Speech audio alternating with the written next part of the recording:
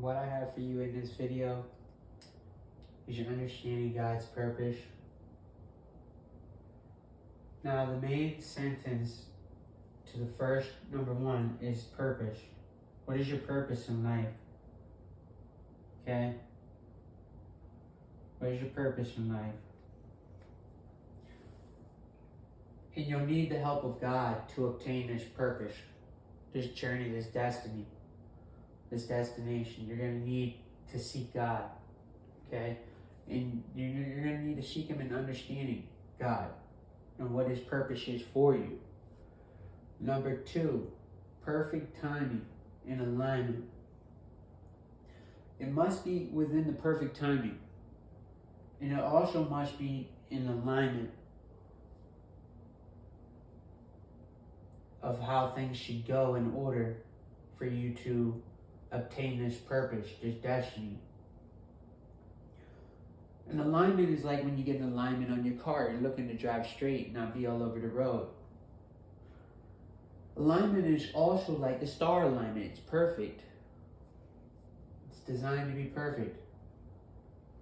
Put in the right place at the right time. Perfect timing. Spiritual assignments. Okay, I want you to understand that you're down here on spiritual assignments. This is number 3. And what a spiritual assignment looks like is a missionary. You go out on a mission to bring the gospel to other people who may not believe yet, or just need to be convinced that Christ is the King of all kings, but He's not He's not the Father of creation, though. Okay, He's the King of all kings since He stepped foot on the earth. But He still had to play out this mortal life and die as a mortal. Because his spiritual body was immortal. He had immortality, but his physical body didn't. He had to die out of the body and then be resurrected through the spiritual body. He never went back in his physical body to get resurrected. And that's what He was trying to tell you, is that you don't get resurrected in your physical body. You get resurrected outside of the physical. Number 4, truth is the start to foundation, to a solid foundation. Okay, so building your house, your foundation, the house of God, on truth, you'll have a better start to your beginning in life for your children. You'll be able to present truth to them and instill it in them. You're really supposed to give them all your knowledge before the day you die. From the time you were born to the time you're dead, and you have these kids, you're supposed to give them everything you know. And then they'll have everything you know, plus what they know. And then put them at a really good high possibility of being more successful. Number 5 comes in as, what does God stand for? Guardians, oracles, and divinity, or deities. Okay, I put divinity because it's more divine. And the other one that I have for the analogy is guardians, orbiting dimensions. Okay, that's the other one. So we have 2 analogies here: guardians, orbiting dimensions, and guardians, oracles, and divinity. Number 6, children of light. We always have to maintain the light, even when the realm is shifting around us to be negative and to ruin our character and just constantly attacking.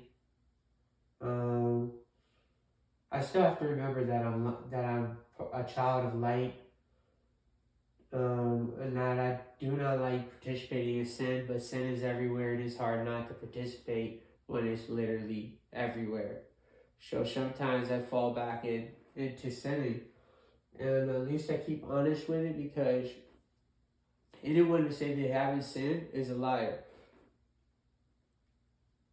So just because they may be clean today does not mean they'll be clean tomorrow. You know what I'm saying? Every day has its day. Number 7, eat healthy herbs in the garden. That's a key one right there, because that's part of the Genesis statement about the herbs are for the healing of the nation. Well, eat healthy herbs in a garden. And where did we come from? Garden of Eden. So why were we eating animals when we were in the garden and we were eating? Just a type of a fruitful thought for you guys. Number 8, the last shall be first. The last shall be first. Okay? That is a statement of Revelations, that the last shall be first. That the last generations on earth shall be the first.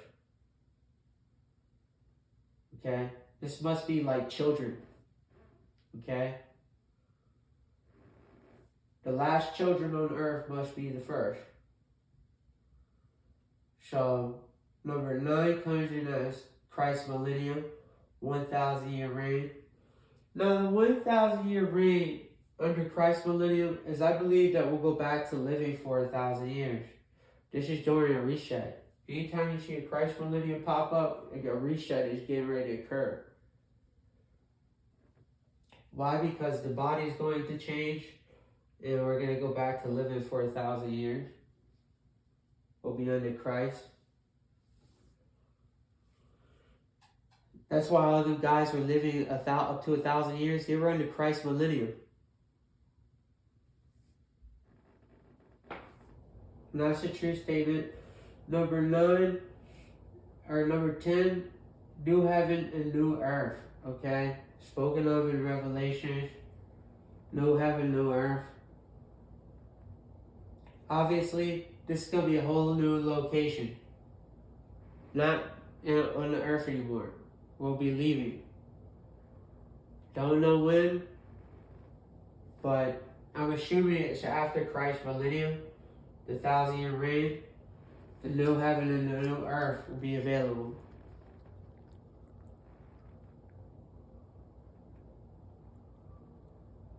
Because this one's going to die. Okay? The sun's going to die, the moon's going to die, is what the Bible states. The stars are going to fall.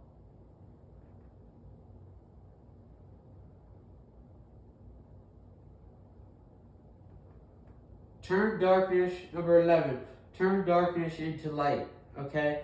If you're in a situation where you're in the darkness, where you're literally in the darkness, don't dwell on it too much about how bad your life is. Try to figure out how to get to the light. It wasn't the smartest people who found the light. It was the ones who were consistent. Consistently going after the light, even when falling back into darkness. Okay? Number 12, don't fall into the bottomless pit of excuses. Okay? You can fall into the bottomless pit of excuses. Number 13, the choice you make now matters to your future. Okay? The choices you make matter to your future. Number 14, 10 commandments by God's word. 10 commandments by God's word on Mount Sinai by Moses. He was handed the tablets. 15, beware of friends, family, and strangers. Okay? And number 16, ask, seek, and knock at the door. 3 keys.